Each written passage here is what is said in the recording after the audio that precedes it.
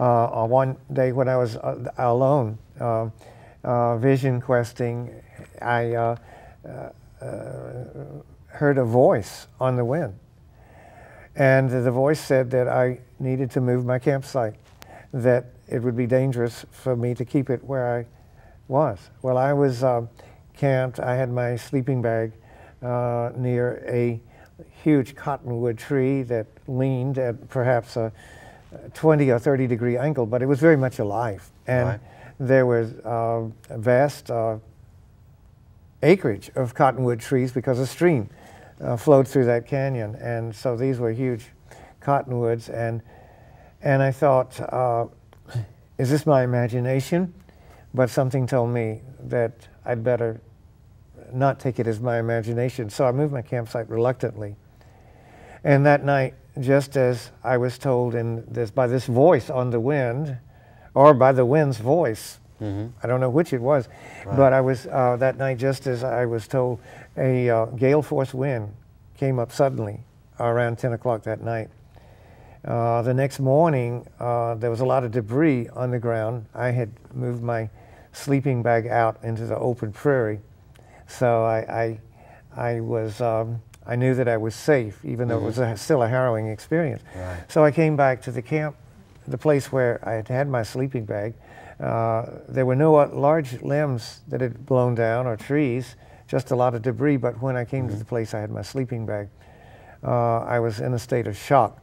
This huge tree had split off about 10 feet in the air and come down butt end first, exactly where my sleeping bag, where the imprint of my sleeping bag still was. And I would have been, of course, pulverized had I stayed there. So this voice on the wind truly saved my life. And one of the things that I talk about in the book is the connection that I developed to the elemental forces of earth, air, fire, and water, and they've saved my life more than once. So do you feel like this was like a premonition that basically coming from spirit itself? I mean, just a level of pure spirit that's giving you a warning? I mean, how do you define the voice of the wind? I think that spirit, we can call it God, the voice of God. We could call it the voice of spirit. But it speaks to me, the spirit, the great spirit, or the Holy Spirit, speaks through, can speak to us through the wind, can speak to us through the animals, the plants, or the earth itself, and can come to us in many ways. In this case, it came on the wind. The voice of spirit has come to me in many other ways. The elemental forces are to me a personification of the Creator itself, the primal forces of creation, or the way that our Creator, a wondrous Creator, has of expressing itself here on the physical plane. And so my connection with earth, with the winds, with fire is intensely personal. And as you know from the book, I've had very magical experiences with all of the elements. So is the shamanism that you describe in your book and through your experiences, is it a particular system of shamanism? I mean, were you trained by a particular sect, or is shamanism in general just indigenous cultures?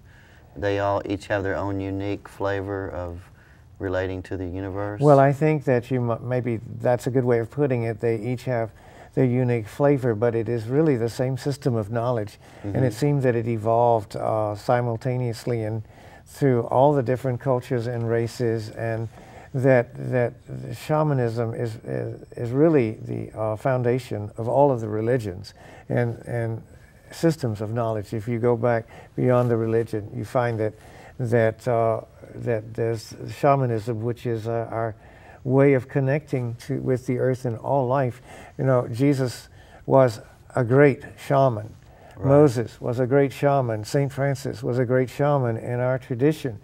But the mistake that we've made is that since we were toddlers, we loved hearing these stories about Moses calling up the winds to still the storm, to part the Red Sea, or Christ stilling the storm, or St. Francis having the birds light on him. Well, we were told, but This is about them, these great souls that lived in the remote past, and we certainly can't do anything like this. Right, the age of miracles is past. The age of miracles is past, and my testimony in this book is that that is not so, that we all have these abilities, and these great souls came to show us who we are. My partner has demonstrated all of these things, and she has had birds fly out and land on her, trying to nest in her hair. She has the deer come up to her. She's able to call up the winds, or stop the winds, or stop a torrential downpour. I've seen her do this, and I've done some of these things myself, but I love talking about other people. And of course, Jesus said, you know, you can do these things, all and you these can do things. greater things Exactly. than these. That's right, Tony. That is the passage that haunted me the whole time I was in the church. These things and more shall you be able to do. Why haven't we taken this seriously? Right. What, was he telling the truth, or was he lying? Well, I felt that he was telling the truth. Absolutely.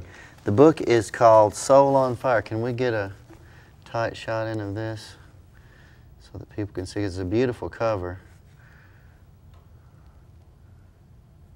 Soul on Fire, a transformational journey from priest to shaman. Our guest is Peter Calhoun. Peter, thank you for being our guest on Mystery Us. Thank you very much, Tony.